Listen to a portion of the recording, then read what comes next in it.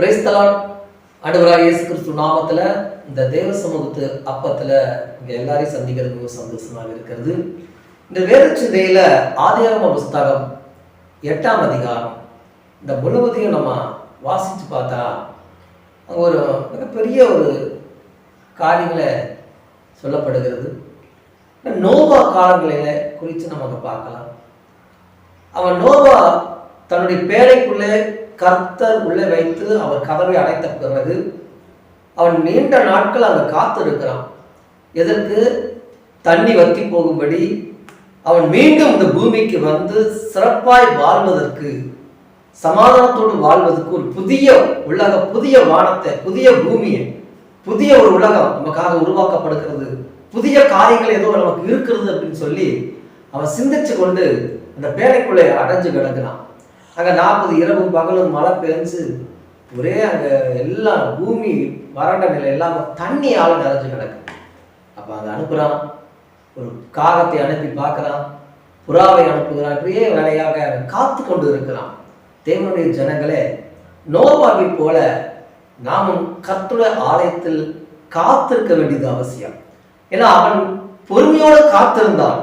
அதனால தேவனுடைய ஆசீர்வாத நன்மைகளை பெற்றவனாய் நோவா மூலமாய் தன் மகனும் மருமகனும் மற்றும் ஊரும் பிராணிகளிலிருந்து எல்லா மிருகச்சீவனோட சந்தோஷத்துடைய பூமியிலே அவன் கால்டி வைத்து 600 வயசாக இருக்கும்போது இந்த பூமியில வந்து மீண்டும் அவன் வாழ்க்கையை தொடங்கினான். கர்த்தர் அவனை ஆசீர்வதித்தார், அவனுடைய தலைமுறைகளை ஆசீர்வதித்தார்.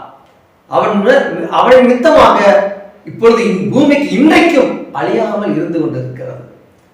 தேவனுடைய ஜனங்களே, நோவா தேவனோடு சஞ்சரித்தது போல நாமும் தேவனோடு சஞ்சரித்து தேவனுக்கு, தேவனுடைய வார்த்தைக்கு கீழ்ப்படிந்து பொறுமையோடு காத்திருந்தா நிச்சயம் செழிப்பு நமக்கு கண்டிப்பாக கிடைக்கும். இல்லையா? தேவன் நம்மளை ஆசீர்வதிப்பதற்காக சில விஷயங்கள்ல, சில நேரங்கள்ல நமக்கு பல பிரச்சனைகளும் பல தோல்விகளும் நமக்கு உண்டாகும். ஆனாலும் பொறுமையோடு காத்திருந்தா நிச்சயமாக நம்ம இந்த கழுகை பாருங்க, அது நல்ல பெருசா மாறிடுச்சுன்னா கொஞ்சம் காலம் கழிச்சு போய் ஒரு மலைகள் மேல போய் எதுவும் சாப்பிடாம தன் ரெக்கையெல்லாம் பாறையில் அடிச்சு அதெல்லாம் தன்னுடைய இருக்கிற எல்லா ரத்தத்தை வடிக பண்ணி அங்க பாறையில உட்காந்துருக்கும். ஒரு 40 நாள் கழிச்சு அது பார்த்தீங்கன்னா லீனா சின்ன குஞ்சுமா, ஒரு கோழி குஞ்சு மாதிரி அது சிறுசா மாறிடும், அது அப்படி சுருங்கிடும். அதுக்கப்புறம் இழைச்சு போய் இருக்கும்போது மறுபடியும் ரெக்க புதுசா முளைச்சு வரும்போது இந்த உயரம் இருக்கிற சூரியனை அப்படி ரவுண்ட் அடிக்கும் பாருங்க, அதை சுத்தி ரவுண்ட் அடிக்கும், உயர்ந்த பறக்கும். அது மாதிரி கிறிஸ்தவர்களாகி நாம கிறிஸ்துவாகி தேவனுக்காக காத்திருந்தோம்னா நிச்சயமாக அந்த கழுகை போல உயரமான ஸ்தலங்களை கொடிகட்டி பறக்கிறவர்களாய் நம்ம பேரை பெருமைப்படுத்தி நம்முடைய நாமத்தை மட்டுமல்ல நம் தேவனுடைய கட்டுகிற ஊழியத்தையும் மிகப்பெரிய அளவில் ஆசீர்வதித்து வைத்திருப்பார். இந்த வேத தமிழ்லாம் பிரியமா இருக்குதான்.